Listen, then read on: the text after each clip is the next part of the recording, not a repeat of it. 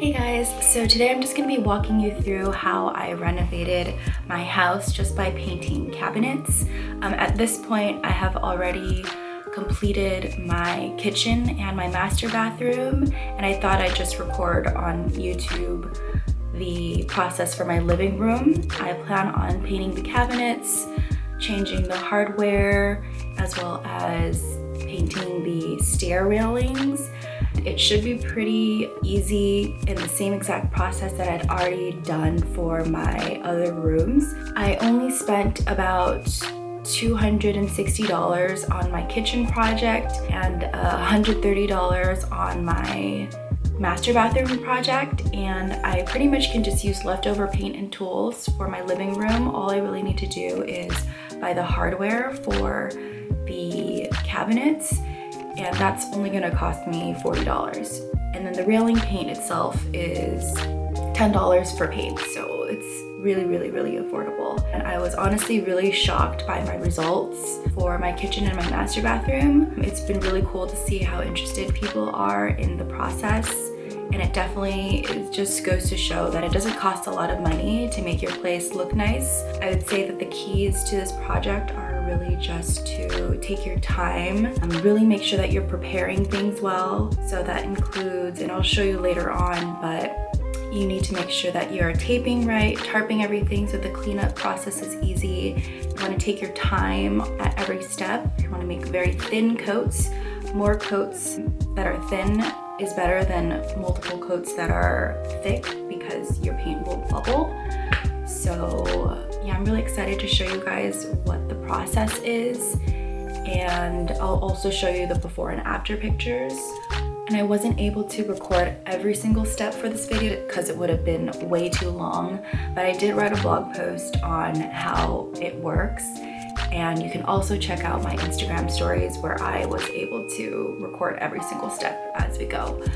This is more of a general video, but this is something that I've been thinking about for pretty much 4 years. So I self-taught everything just by watching other YouTubers or just Googling how to do it. You would be surprised how much you can learn just by looking online. And it's honestly really straightforward. You just have to be very meticulous. And let's get right into it. So this is pretty much what the living room looked like to start. This really hideous warm brown that's just not really my style. I had this place for 4 years. It's all over the railings, and it was in all of the bathrooms and my kitchen, which I've already painted, and I'll show you afterwards. So the first step is you just take off the handles for all of your doors and your drawers. It's pretty easy. You just use a screwdriver, and you want to make sure that you are putting everything away so that you can find it later. It'll really help you out as you go. This is how I organized all of my supplies for painting, just so it didn't get crazy. So after you do that, you just clean all of your cabinets. I used Lysol, and I also used some warm water and dish soap, and I just scrubbed basically everywhere just to make sure that there wasn't any residue left over the years. And then after that, you just wipe everything dry using a towel. Next, you sand down the sheen that's on your cabinetry, and this is really important because it's how your paint is gonna adhere. And if your sheen is too shiny, it just will peel off really easily. And if you have really difficult cabinets, it might be worth it to invest in an electric sander to get everything off, and you might want to fill any holes with wood filler, but I luckily did not have to for my cabinets. And you just really want to get in there. Not a very exciting step, but definitely one that is very important. I would say prep for this project is way more important than the painting aspect because it'll help the process go easier. You then use a damp cloth to wipe off all of the dust from sanding. so that you don't have any mixing in with your paint. And then you take off your cabinet doors. You can also do that for your drawers too if it's easy for you. I decided not to do it because it might damage my cabinets because they're old. And it's really worth it to mark your cabinetry with matching letters so that it's easy to find later when you remove them. It's pretty easy. You just snap the back. There's a button in the back of the cabinets that you just press and it'll come off. I just store them all to the side. And then next I used frog tape, which is, I feel like, the best tape that's out there for painters because it doesn't leak. And this is the most important step because this will help you later on have very clean lines and reduce the amount of cleanup you have to do.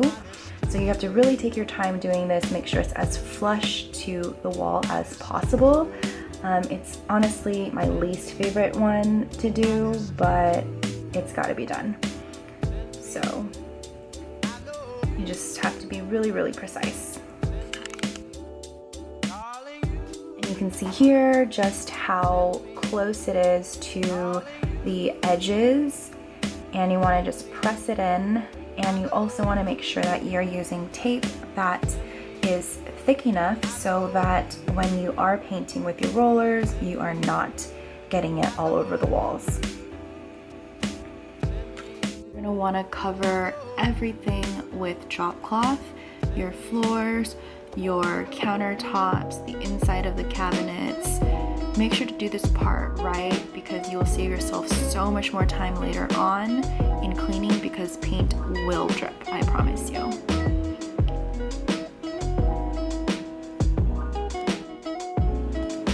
Next, you put on the primer coat, and when doing the painting, you just need to make sure you're doing thin coats.